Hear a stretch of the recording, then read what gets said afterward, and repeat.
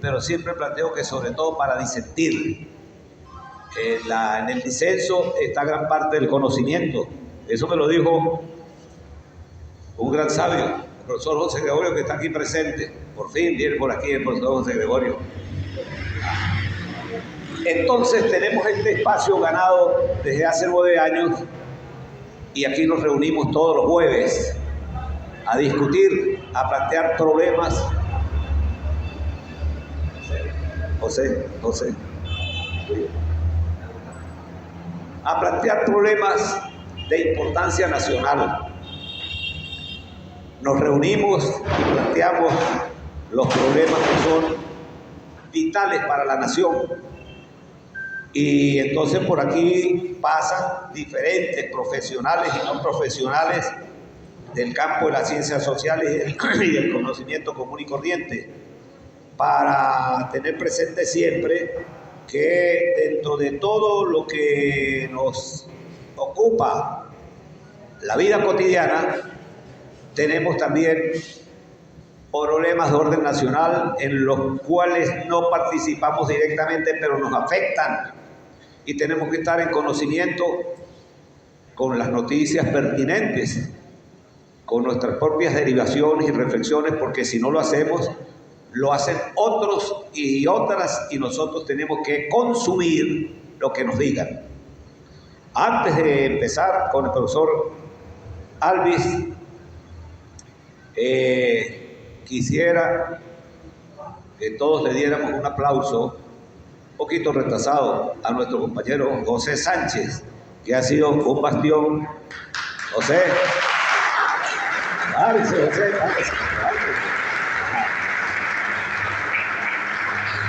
Que estuvo de cumpleaños en estos días pasados, pero la fecha no importa. Lo que importa es que sepan y sepamos que José tiene un tiempo aquí, que es nuestro jardinero, nuestro compañero, nuestro arreglattodo, servicial y siempre dispuesto a servir. Y ahora es el ingeniero nuestro.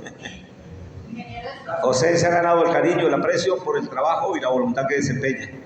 Lo necesitamos siempre sano y activo, José. Y también está hoy cumpliendo años una figura importante para nosotros en el campo de las ciencias sociales en Venezuela y en el campo de la educación universitaria, como es nuestro presidente, el profesor Omar Hurtado Rayuxen, para quien también le enviamos un aplauso. No sé si vendrá más tarde porque está en condiciones ahorita de ocupado en otras cosas.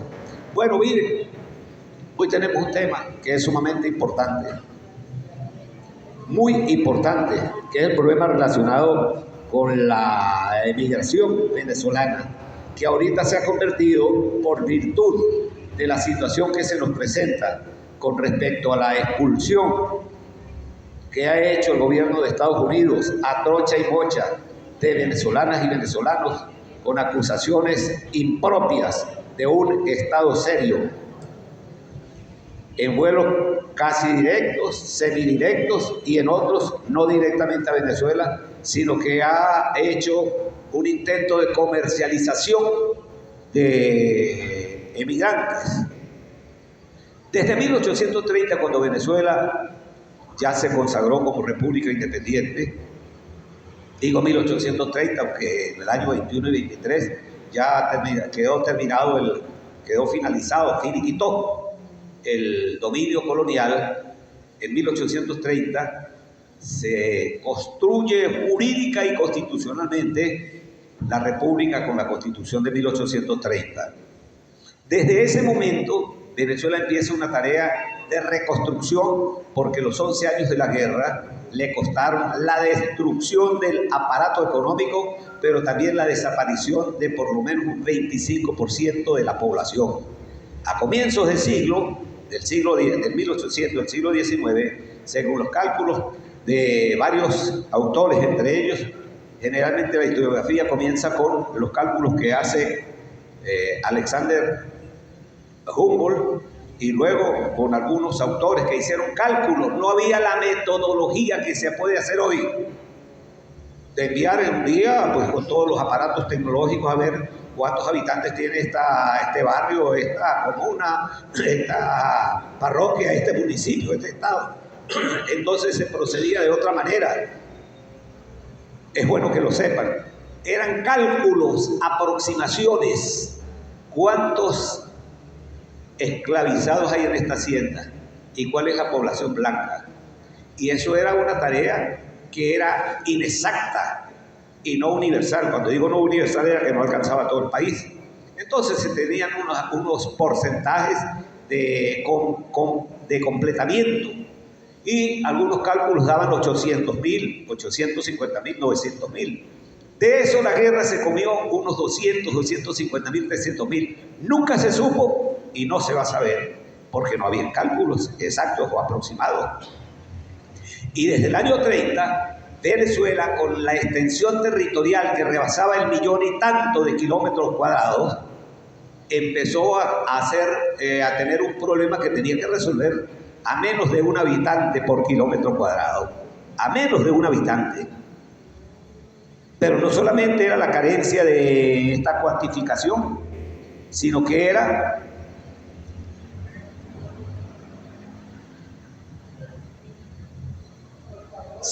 la necesidad de poner a producir el aparato agrícola y pecuario. Porque ¿de qué íbamos a vivir ahora que éramos república independiente? De lo mismo que habíamos vivido antes, de exportación de productos agrícolas y pecuarios. Pecuarios era de caballos, de cueros de res, de cabra, de ovejas, de ganado vacuno, ganado en pie, etc. Y de exportación de café, cacao, algodón, añil, dividir, balatá, etc. ¿Y a dónde? Exportarlos hacia Europa para poder tener ingresos. Desde ese momento entonces Venezuela se vio en una urgente necesidad que era de contar con gente, con personal, trabajadoras y trabajadores de la tierra, y no los tenía. Entonces empezó a abrirse a la emigración. Y los primeros fueron, ¿cuál era? Lo primero era el problema, ¿a quiénes? Bueno, a gente que se parezca a nosotros. ¿Y cuáles eran los más parecidos? Los españoles, porque tenían el mismo idioma. O mejor dicho, hablamos el mismo idioma, la misma religión. Habían tenido algún familiar o noticia de que era América y que era Venezuela. Así que entonces se abrió, venga el que venga, pero a lo largo del siglo, y sobre todo ya con Guzmán, que le puso un poco de orden a la República, Guzmán Blanco llega al poder en abril de 1870. Entonces se establecieron una cantidad de normas y reglas, y después se hicieron leyes, y después se programó a qué parte podían ir, y después se estableció qué tanto por ciento de la tierra les iban a dar en propiedad y bajo cuáles condiciones. Es decir, el Estado fue desarrollando unos planes, según vaya viniendo, pues vamos viendo cómo se va presentando, hasta ya cuando empieza el boom petrolero, entonces esto se convierte en un gran problema. Vienen centroamericanos, caribeños, sudamericanos, africanos, y entonces esto se convierte en una cuestión imposible prácticamente de manejar. Hay una carta que le manda Gustavo Herrera a José Gil Fortul y le dice: tenemos que estar atentos para que esto no se nos convierta en un gentío. ¿Y qué era un gentío? Bueno, el Boulevard de Katia en diciembre. ¿Cuál norma funciona ahí? O el metro a las 5 de la tarde. ¿Quién pone ley y normas? No. Entonces se establecieron normas, leyes, reglamentos, y se establecieron también algunas exigencias para quienes querían venir. Y no era que querían venir, sino que el Estado los promovía. Italianos, portugueses, canarios, españoles, etc. Vinieron también de Estados Unidos, vinieron de Francia, vinieron ingleses, vinieron holandeses, pero era numéricamente muy corto. Y Venezuela los recibió, y tenemos colonias de migrantes de isleños. En el estado Lara hay, en Aragua hay, en Guárico hay. Y vinieron a contribuir al desarrollo de la economía y de la vida nacional, y se consustanciaron con nuestros caracteres. La vida económica de bonanza que nos produjo el petróleo, pues fue siempre llamativa. En los años 70, cuando en el cono sur se instalaron dictaduras militares asesinas y criminales, ustedes los deben recordar, que Caracas se llenó de argentinos, uruguayos, paraguayos, chilenos. Y entonces, pero eso fue una situación, digamos, por esa circunstancia. Ahora ha ocurrido un fenómeno, digo ahora, desde hace unos 15, 20 años, menos de 20 años, un fenómeno, gracias, muy amable, un fenómeno inusual y extraordinario, que fue venezolanos emigrando al sur, y no precisamente países de gran atractivo económico, financiero, laboral. Fue un fenómeno extraño, y también al norte y también a España. Entonces, eso es un hecho reciente, necesario de ser entendido, y hoy nos encontramos con compatriotas que están siendo comprados y vendidos virtualmente como mercancía por un gobierno centroamericano, títere del imperio norteamericano. Y allí hay amigos, familiares, conocidos, vecinos, etc. Ese problema, que lo vemos fundamentalmente por televisión, afecta a la población venezolana. A la población venezolana, que está en un proceso de cambios, de revolución, de transformación, etc. Y nosotros tenemos que estar vinculados no solo a la noticia, sino al hecho humano, al hecho social, porque en estas transformaciones de lo que se trata es de transformar la conciencia de los venezolanos y las venezolanas. De eso yo no sé nada, pero el profesor Mayor así, y le dejo el teléfono. Profesor, bienvenido.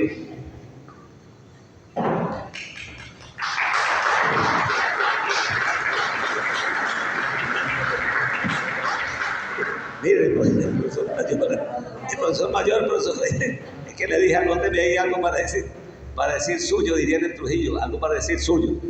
El profesor Mayor es profesor de historia y es magíster en historia de América, es especialista en derechos humanos. Ahora sí. Gracias. Bueno, buenos días a todas y a todos. Muchas gracias por la invitación, muchas gracias por estar aquí.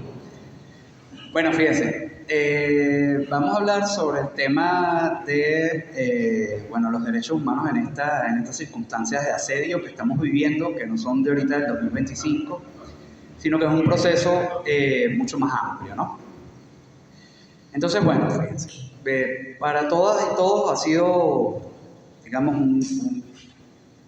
un acontecimiento más o menos impactante ver las imágenes por televisión o por internet de los aviones llegando, ¿verdad?, con unos prisioneros a una cárcel de máxima seguridad en El Salvador, y enterarnos que según las acusaciones son todos miembros del Tren de Aragua, ¿no? Y nos conseguimos con que la mayoría de la gente que tiene familiares en esas circunstancias se entera precisamente a través de los videos, ¿sí?, cuando ve y reconoce el rostro de sus familiares, o cuando ven y reconocen alguna seña particular, un tatuaje, etc. ¿Sí? O sea, que ni siquiera hubo un proceso de información al respecto. Entonces, en un mundo ideal en el que no vivimos, este tipo de acontecimientos no ocurrirían, porque en un mundo ideal, ¿verdad?, los derechos humanos serían universales, serían respetados por todos los estados, funcionarían de igual manera para todas las personas, pero lamentablemente no vivimos en ese mundo ideal y los derechos humanos no son tan perfectos como solemos creer o como suelen hacernos creer. Entonces, yo voy a tratar de dividir como estas palabras en 3 o 4 aspectos importantes y luego abrimos el derecho a participación, preguntas, etc. Entonces, fíjense, lo primero es con respecto a los acontecimientos en sí mismos.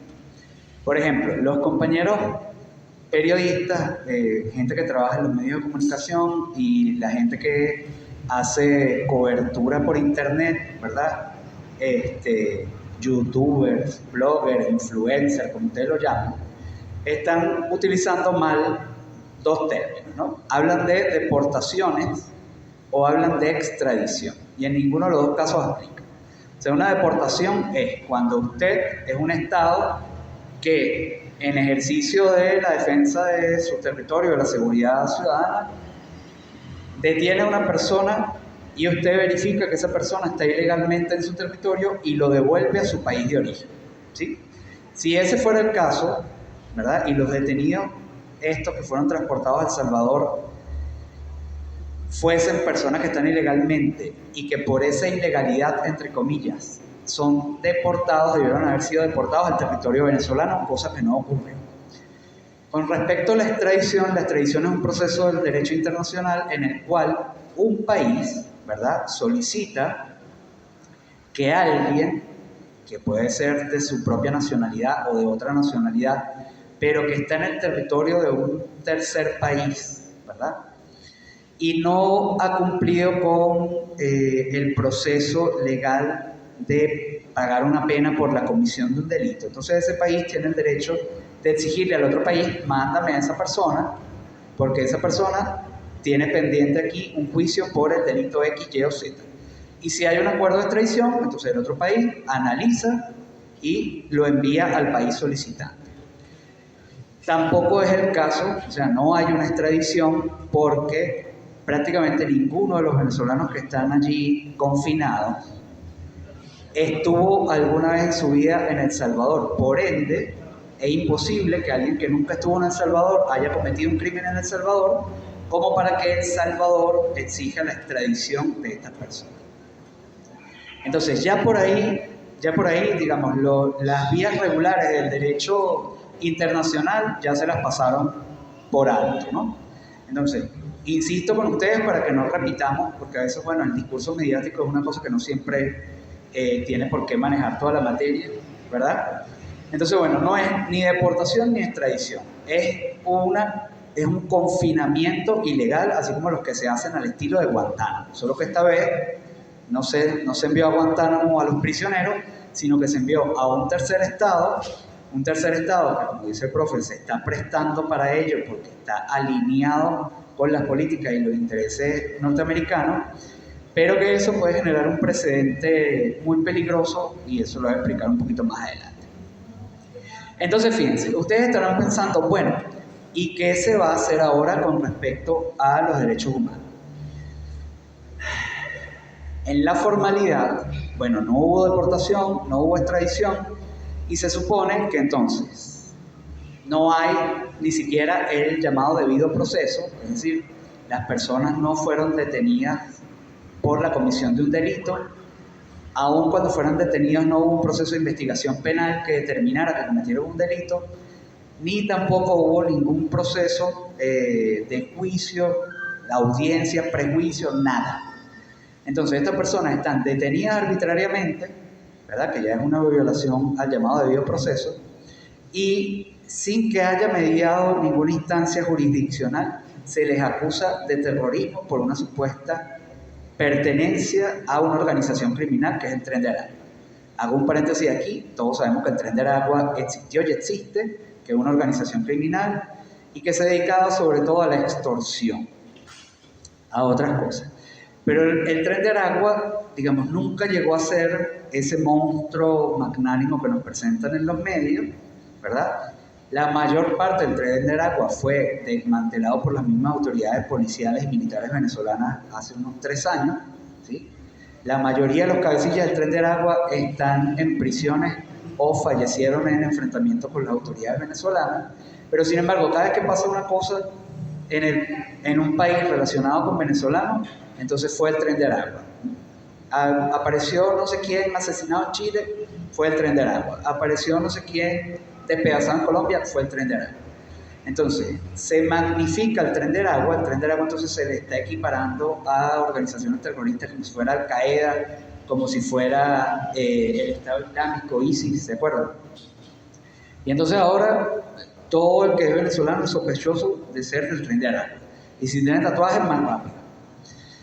Entonces, con la excusa de que son del Tren de Aragua, los acusan de terrorismo y los envían a esta cárcel de régimen especial que tiene El Salvador, que es una cárcel que no cumple con ninguna de las regulaciones de derechos humanos que se supone que son universales, pero además no solamente eso, sino que no cumple con la legislación interna de El Salvador, ¿sí? Porque con la supuesta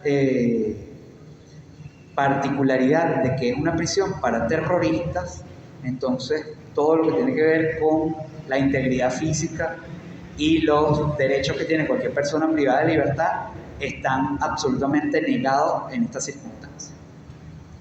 Entonces eso acrecenta la dificultad. Primero, tenemos más de 238 personas de nacionalidad venezolana acusadas sin ningún proceso legal de terrorismo, ¿verdad?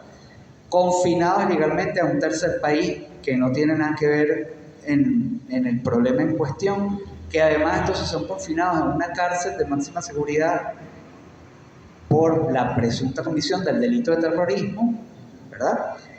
Y entonces no sabemos, porque no hay forma de saberlo, no sabemos en verdad cuál es el delito en sí que cometieron. Al no saber cuál es el delito en sí que cometieron, sino la generalidad, no podemos saber cuál es el tiempo de pena que deben cumplir.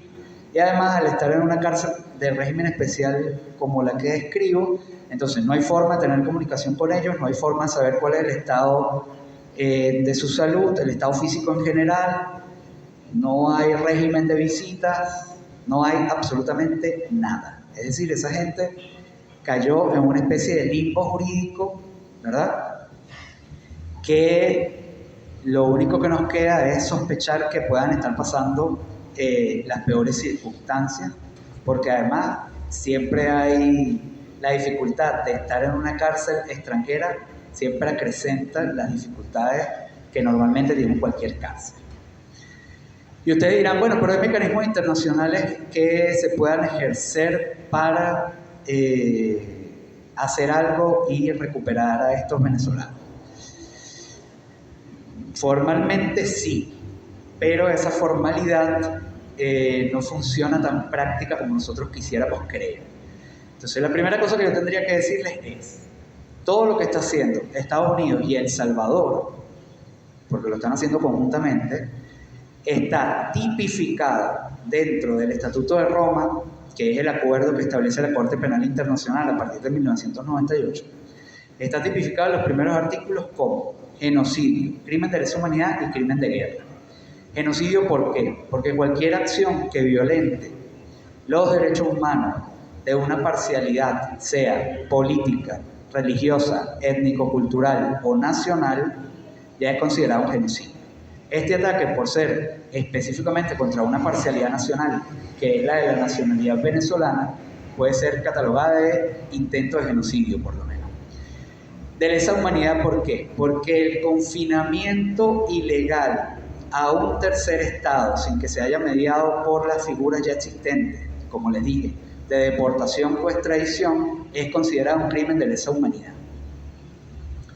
Y tercero, es un crimen de guerra porque Estados Unidos está haciendo esto alegando para ello, o sea, el justificativo legal que ellos están usando es una ley de 1789 que se llama Ley de Amenazas Extranjeras. La Ley de Amenazas Extranjeras establece que todos los nacionales o asociados a una nacionalidad que esté en guerra declarada formal contra Estados Unidos o que Estados Unidos asuma que puede presentar un peligro de invasión, ¿verdad? Pueden ser detenidos y confinados sin las garantías que pueda tener el resto de las leyes, la Constitución, etc. Entonces, al estarnos aplicando una ley de guerra, ¿verdad? El mismo Estatuto de Roma, pero antes, la Convención de Ginebra, que es propuesta por los mismos Estados Unidos después de la Segunda Guerra Mundial, la Convención de Ginebra establece que es un delito de guerra enviar prisioneros de guerra a un tercer país que no esté en conflicto. Entonces, si el conflicto es entre ellos y nosotros, para aquellos que nunca quisieron creer el asunto de la guerra económica y de que Estados Unidos estaba aplicando políticas de guerra, bueno, ya que no estén aplicando una ley de guerra, que además la última vez que se usó fue durante la llamada Segunda Guerra Mundial contra los nacionales de Japón que vivían en Estados Unidos y contra los norteamericanos descendientes de japoneses que vivían en Estados Unidos y fueron confinados a campos de concentración en el estado de California y en el estado de Washington. Entonces esa ley se reactiva ahora contra Venezuela. Pero además entonces El Salvador también es responsable. ¿Cuál es la diferencia entre Estados Unidos y El Salvador? Que Estados Unidos no firma ningún acuerdo de derechos humanos, y mucho menos si implica tener que resarcir legalmente a alguien que no sea ciudadano norteamericano. Entonces, aunque Estados Unidos vive diciéndole a todo el mundo, bueno, es que a Maduro hay que juzgarlo en la Corte Penal Internacional, es que a Petro hay que juzgarlo en la Corte Penal Internacional, es que a todo el que no está a favor de Estados Unidos hay que juzgarlo en la Corte Penal Internacional por supuestos crímenes de lesa humanidad y genocidio, etc. Estados Unidos no puede ser juzgado, ninguno de sus ciudadanos ni ninguno de sus autoridades, porque no es Estado miembro de ese convenio. Entonces, no hay instancia internacional a la que podamos acudir para exigir que las autoridades de Estados Unidos paguen por lo que están haciendo. El caso de El Salvador es distinto. El caso de El Salvador sí está dentro de estos pactos y la diplomacia venezolana sí pudiera actuar en contra de las autoridades salvadoreñas para que las autoridades salvadoreñas respondan ante los hechos que están cometiendo de violación de derechos humanos a este grupo de venezolanos. Lo cual es de por sí ya un síntoma del pragmatismo que está aplicando Estados Unidos en este caso, porque primero, en términos económicos les resulta mucho más barato enviar a los venezolanos a la cárcel de El Salvador y pagar las cifras que están pagando que mantenerlas en su territorio, pero además comunicacionalmente y desde el punto de vista de derechos humanos es mucho más fácil decir, bueno, pero lo que están violando los derechos humanos de los venezolanos es en El Salvador, nosotros nada más cumplimos con enviarlos para allá porque son terroristas, ¿sí? Y entonces al final, cuando se dilucide la cosa, va a quedar El Salvador como culpable, que lo es, pero no es el único culpable, y el principal mayor responsable, que es Estados Unidos, va a quedar nuevamente impune y exonerado de estas cosas. Yo creo que es importante que nosotros tengamos claro esto, para que no sigamos un poco entrampados en la idea de que los derechos humanos son la solución de todo y que, digamos, declarando en favor de los derechos humanos o abogando porque se cumpla lo establecido en los derechos humanos y en las instancias internacionales de derechos humanos, vamos a resolver todo. Eso es a lo menos ingenuo, ¿sí? Entonces, ¿por qué pasa esto que está pasando y cómo se explica dentro de toda la lógica, digamos, global e incluso histórica del asunto de los derechos humanos? Fíjense, la mayoría de nosotros creemos que los derechos humanos en verdad son universales y prácticamente que nos los dio Dios, ¿no? Que cuando bajó Moisés con las tablas de la ley, detrás de las tablas de la ley venían los derechos humanos, ¿sí? Pero eso es una creencia que es más mitológica que práctica, ¿sí? En realidad, para muchísimos estudiosos del tema de derechos humanos y para muchísima gente que estudia la historia de los derechos humanos y la historia de los Estados Unidos, etc., los derechos humanos son parte del discurso de, digamos, expansión y dominación que ha utilizado Estados Unidos como estrategia, sobre todo a partir de la segunda mitad del siglo XX, ¿sí? Una vez que termina la llamada Segunda Guerra Mundial, Estados Unidos se plantea una estrategia de cómo va a dominar el mundo, ¿verdad? Que es política, que es económica, que es militar, pero que también es ideológica. Y una de las principales banderas ideológicas van a ser los derechos humanos. Es decir, frente a la confrontación de la Guerra Fría entre ellos y la Unión Soviética, ¿verdad? La Unión Soviética, bueno, podía ofrecer trabajo, podía ofrecer vivienda, podía ofrecer una cantidad de cosas que Estados Unidos también le ofrecía, pero Estados Unidos lo ofrecía dentro de un marco de libertad y dentro de un marco de entender eso como un derecho y no como una obligación, ¿sí? Por supuesto, manipulado siempre a los intereses de cómo ellos les conviene manejar el mundo. Entonces, nosotros hablamos del derecho al trabajo y defendemos el derecho al trabajo, y digo por hablar de uno, ¿verdad? Pero si nosotros analizamos bien las condiciones del trabajo desde la segunda mitad del siglo XX para acá, el derecho al trabajo lo que hace es legalizar y facilitar la explotación por parte del capitalismo de las grandes masas trabajadoras de todo el mundo. Y además meternos en la cabeza que es un derecho por el cual tenemos que luchar, defender y tal. Pero siempre que lo hagamos dentro de la lógica de las reglas, ¿verdad?, establecidas por ese capitalismo. Si proponemos otras posibilidades de trabajo, que no sea el trabajo asalariado, entonces no, eso es una locura, eso es comunismo, eso es brujería, eso es, no quieres a tu mamá, hay que encarcelarte, desaparecerte, hay que tirar una dictadura ahí para que se respete el trabajo como nosotros decimos que hay que trabajar, etc.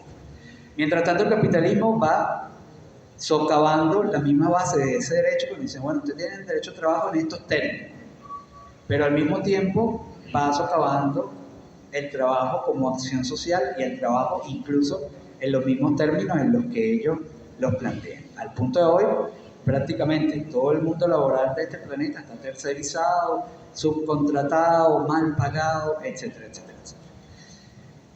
Y eso incluso hablando fuera de las particularidades que ha tenido la economía venezolana con todas las dificultades de las acciones que ha emprendido Estados Unidos.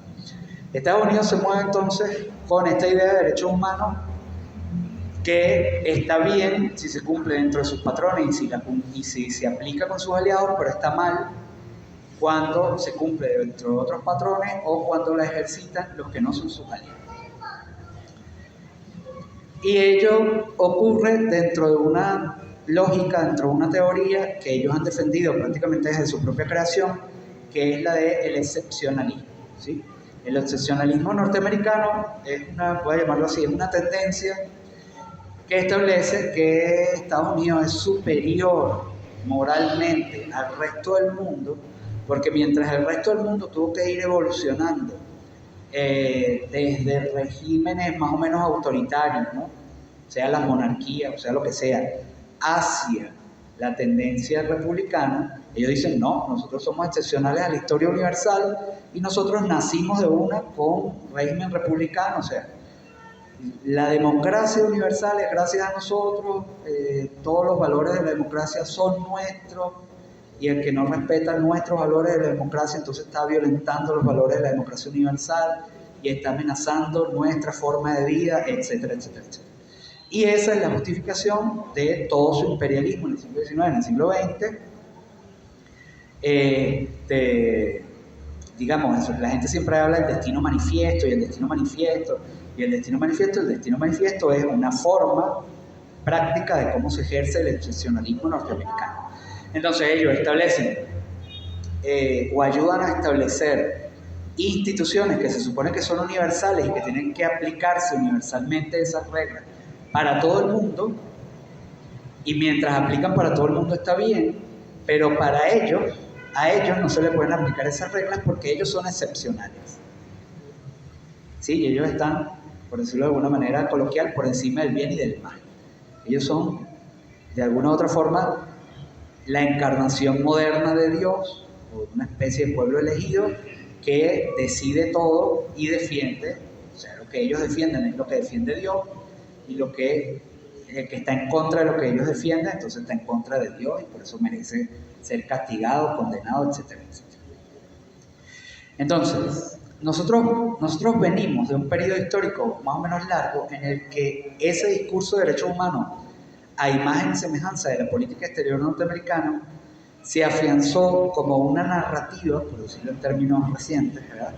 Como una narrativa que fue sustituyendo a las otras narrativas de utopía, ¿sí? Los pueblos del mundo siempre han perseguido utopías para su realización. Entonces, las grandes utopías que relacionadas con la soberanía nacional, con la autodeterminación de los pueblos, con los parámetros culturales propios de cada quien, ¿verdad? Fueron encontrando o fueron chocando contra todos los conflictos que hubo en el periodo de Guerra Fría, ¿verdad? Y esos ataques contra esas búsquedas de utopías, digamos, más amplias, fueron siendo solapadas por la narrativa de los derechos humanos como la gran utopía verdaderamente universal.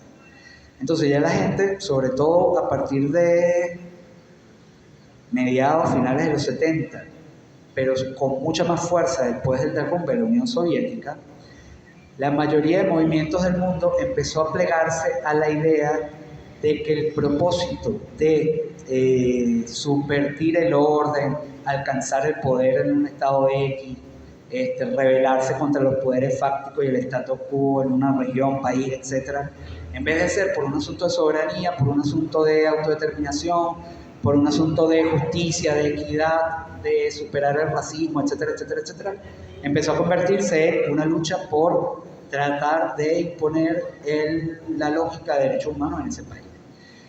Y entonces usted ve a gente de distintas ramas, tanto de la derecha como de la izquierda, hablando de derechos humanos, y cada quien habla de derechos humanos a su favor, ¿verdad?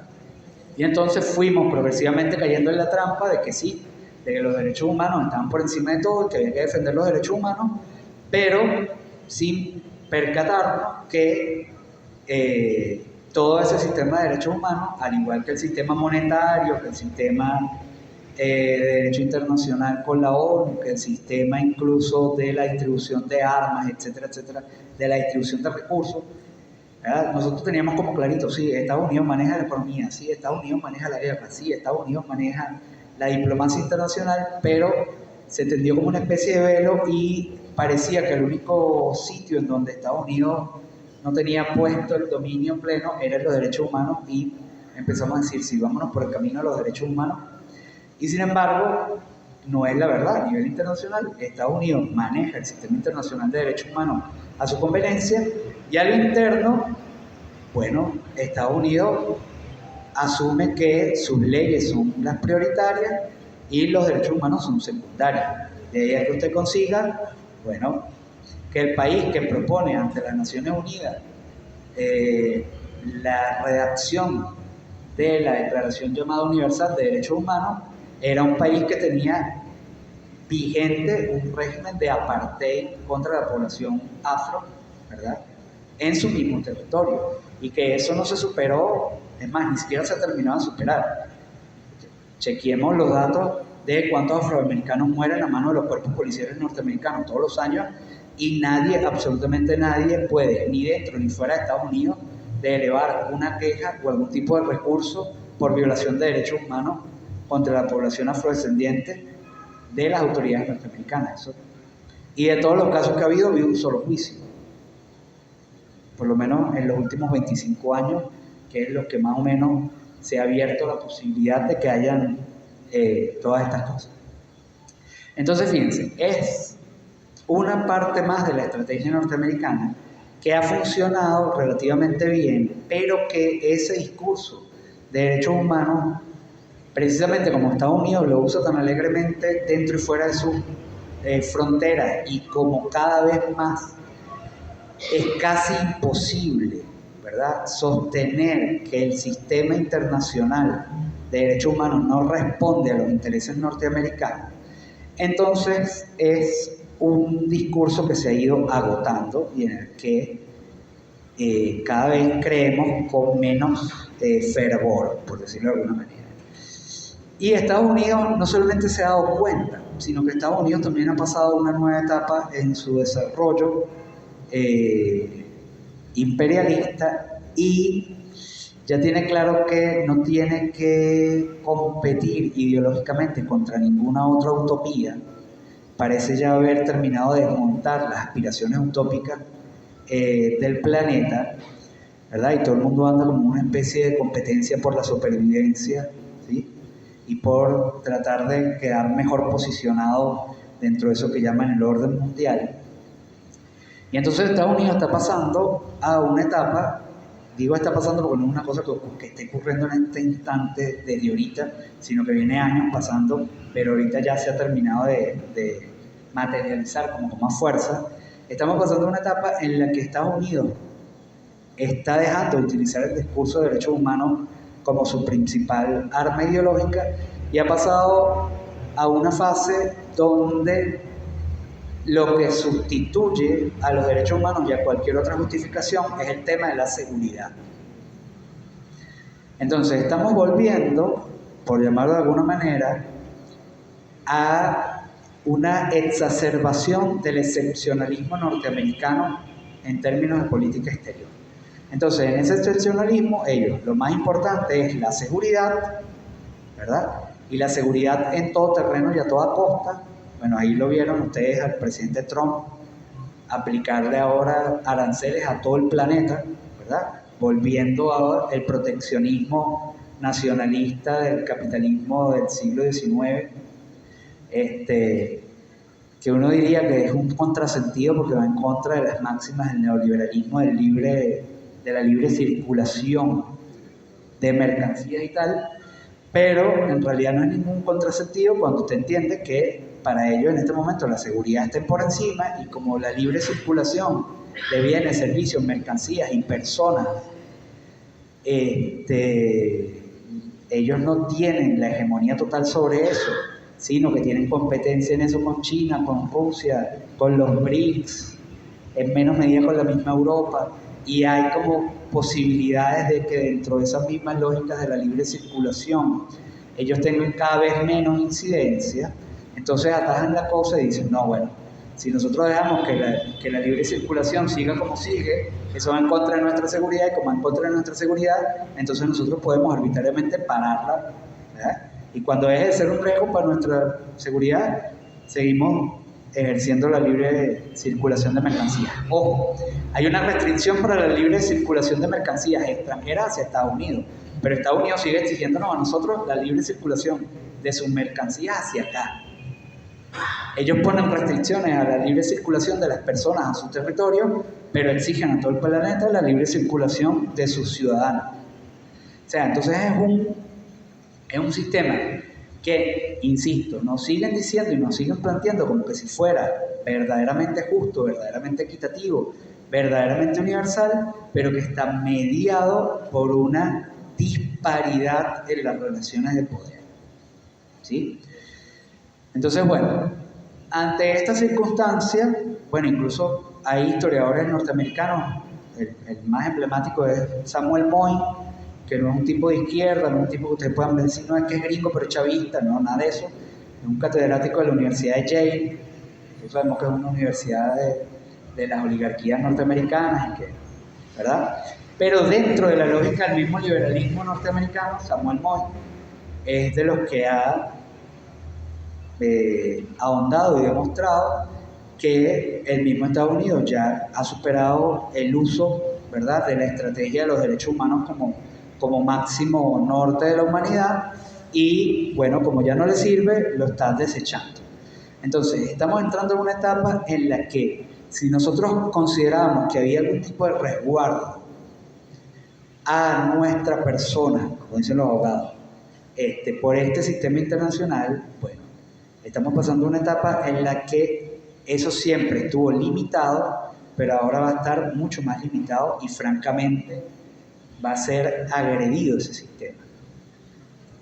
Entonces, ahora, con cualquier justificativo, a cualquier persona que sea tildada de enemiga, le va a ocurrir algo de esto. Ahorita está pasando con los venezolanos, ¿verdad? Y está pasando dentro de la lógica de conflictividad de Estados Unidos con Venezuela, que no es una conflictividad simplemente, como dicen ellos, de que los valores democráticos aquí no se cumplen como ellos quisieran y tal, qué sé yo, sino que es una lucha por el control de los recursos naturales de Venezuela, no es otra, ¿sí?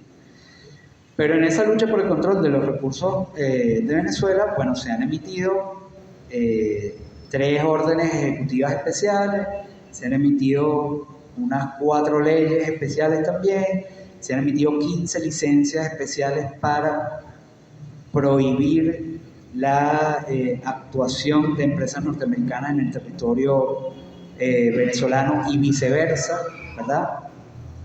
Entre esas está, por ejemplo, la apropiación de Citgo, ¿verdad? Y además hay una serie de decretos que salen constantemente.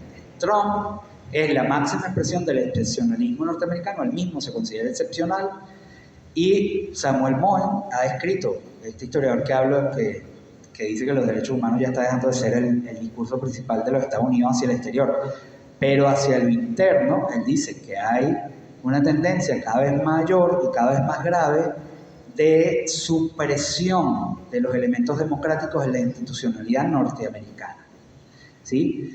Y entonces él incluso tiene un estudio que todavía no han culminado, pero que ha ido sacando algunos adelantos, de cómo la mismísima Corte Suprema de Estados Unidos ha ido progresivamente en los últimos 25 años suprimiendo los elementos democráticos del sistema judicial norteamericano.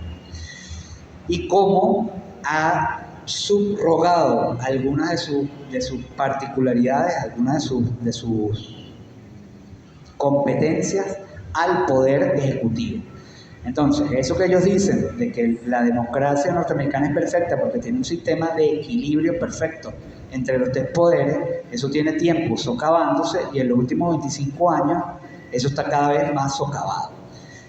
Por ejemplo, el presidente Trump en estos primeros 3 meses de esta gestión tiene 70 decretos, que es una cosa inusitada. Ningún presidente, ningún gobierno norteamericano había superado en los primeros 3 meses los 20 decretos. Trump lleva ya 70. ¿Sí? 70 decretos que el Congreso, que es quien tiene que hacer algún tipo de contrapeso a esos decretos, no lo hace porque para hacer ese contrapeso, ¿verdad?, tiene que votar la mitad más uno a favor del decreto. La mitad más uno de los senadores en Estados Unidos son 51. Y 51 de los senadores son republicanos, es decir, del partido de Trump, y es poco probable que voten en contra. Pero además de eso, de los 45 senadores demócratas que hay, por lo menos 24 han votado sistemáticamente a favor de los decretos de Trump. Por ejemplo, Marco Rubio, que es ¿cómo se llama esto?, el secretario de Estado, ¿verdad? Ustedes saben que el presidente de Estados Unidos propone su gabinete y es el Congreso quien lo ratifica, ¿sí? Bueno, Marco Rubio se convirtió en el primer secretario de Estado en ser ratificado por unanimidad en el Congreso norteamericano. O sea, no tuvo ni un solo voto en contra. Todos, absolutamente todos los senadores norteamericanos votaron para ratificar a Marco Rubio. Es decir, hay una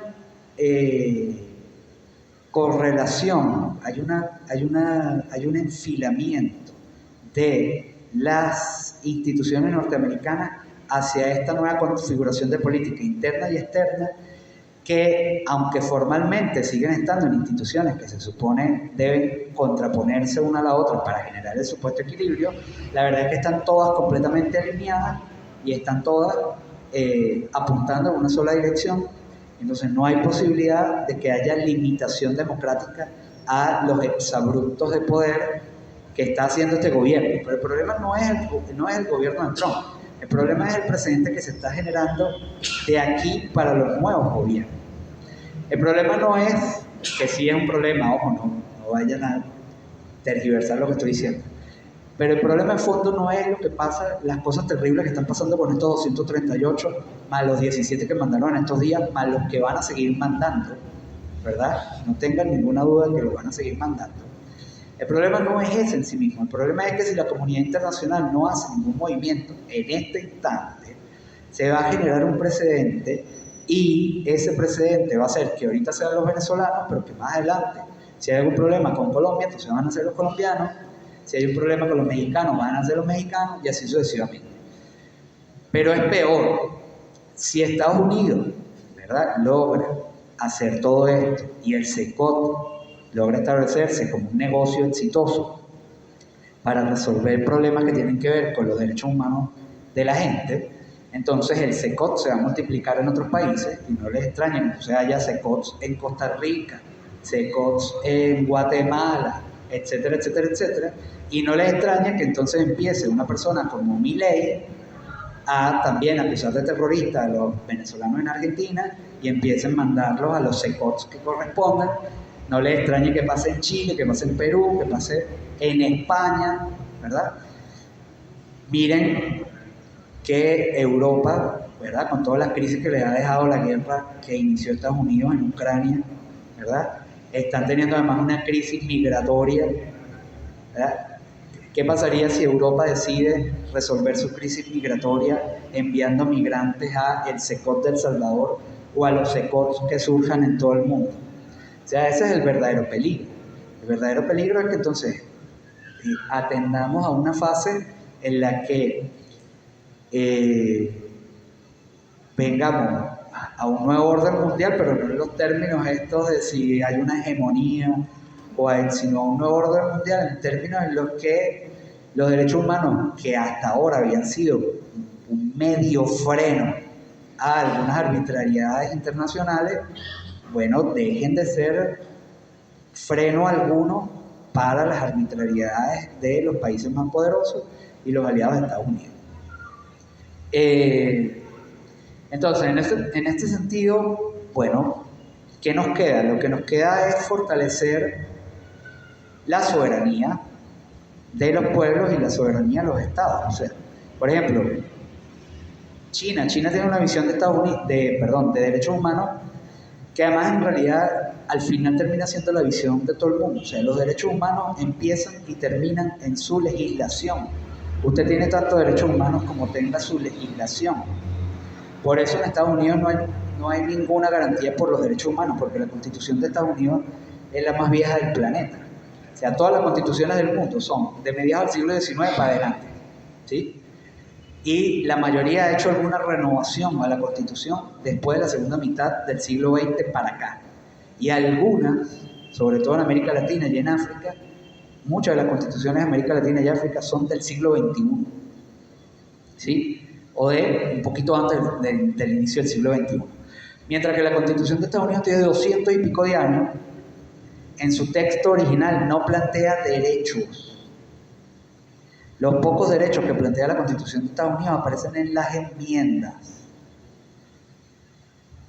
Y no aparecen como derechos humanos, aparecen taxativamente como derechos de los ciudadanos. Y la Constitución de Estados Unidos establece que los ciudadanos son los blancos. Hay una enmienda, una de las últimas enmiendas de los años 60, en la que se admite derechos civiles para la población no blanca. Pero no son todos los derechos. Por eso es que el problema del racismo en Estados Unidos no es un problema de gente loca que odia a los negros, es un problema institucional. ¿Sí?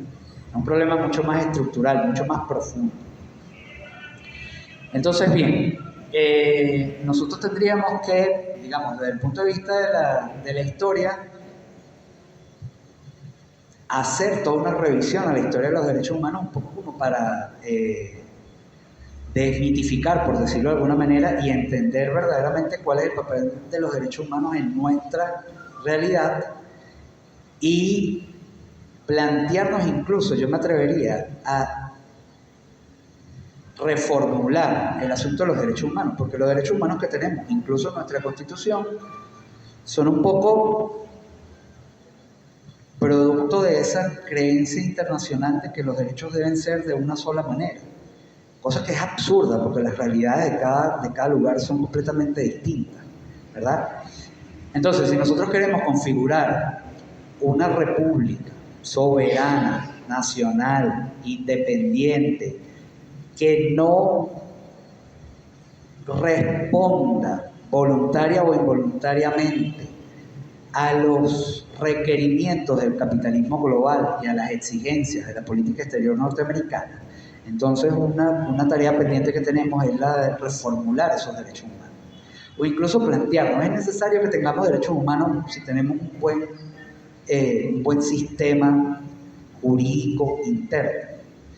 ¿Responden las instancias de derecho humano internacional a nuestros intereses? Ahora fíjense lo peligroso que es para cualquier venezolano salir del país. ¿Por qué? Porque nosotros estamos suponiendo que hay algún tipo de irregularidad con estos venezolanos que fueron enviados a El Salvador. Pero yo les puedo garantizar, porque he podido conversar con los familiares de las víctimas en este caso, y yo me atrevería a decir que por lo menos el 80% de esos migrantes que están siendo confinados en El Salvador tenían toda la documentación legal para estar en Estados Unidos. Tenían incluso permisos de trabajo.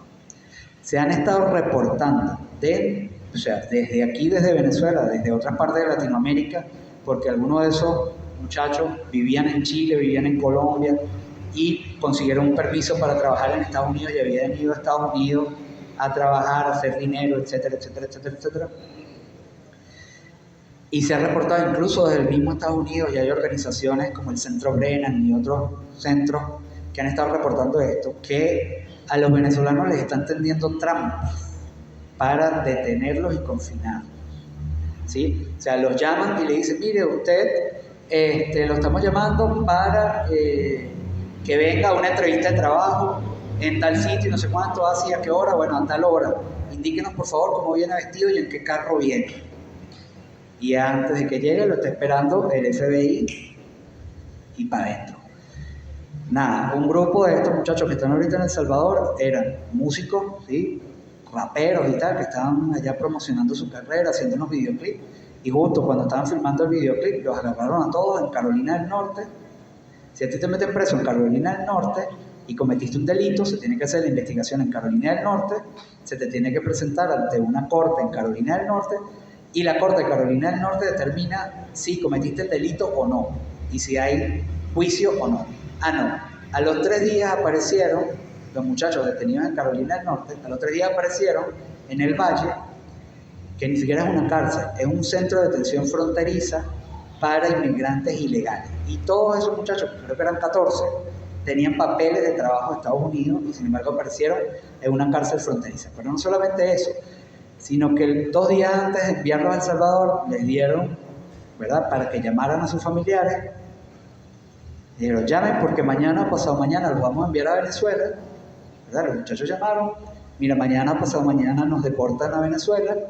Y a los 3, a los 4, a los 5 días de no recibir más noticias de los familiares, los vieron en los videos y se enteraron que estaban confinados en El Salvador. A la gente incluso lo han estado llamando, mire que usted está haciendo el trámite para obtener la nacionalidad norteamericana, venga a tal sitio a tal hora, y ¡pum!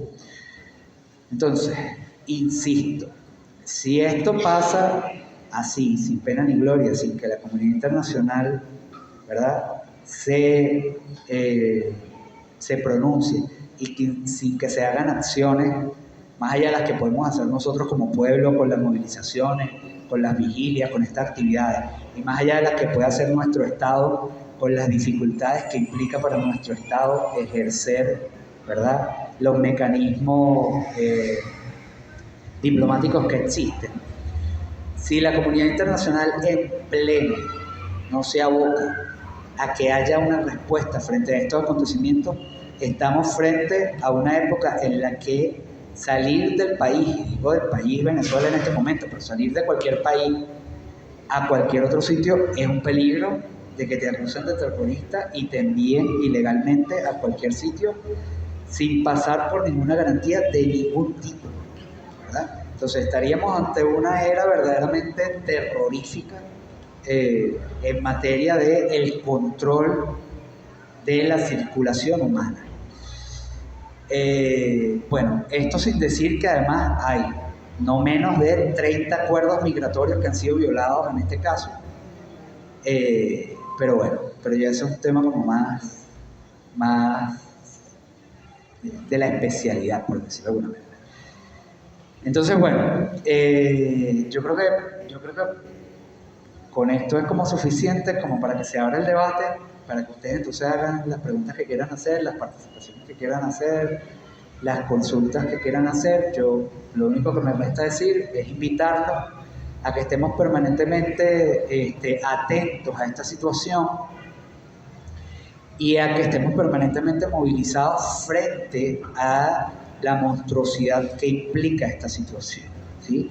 Y a que nos tornemos cada vez más críticos y más críticas de el verdadero uso que se le da al tema de los derechos humanos y que dejemos de creer tan inocentemente que los derechos humanos son una garantía automática del resguardo de nuestra dignidad y del resguardo de nuestro nada, ¿no? Porque bueno, eso también habría que discutir a qué entendemos por dignidad, etcétera, etcétera. Bueno, muchísimas gracias y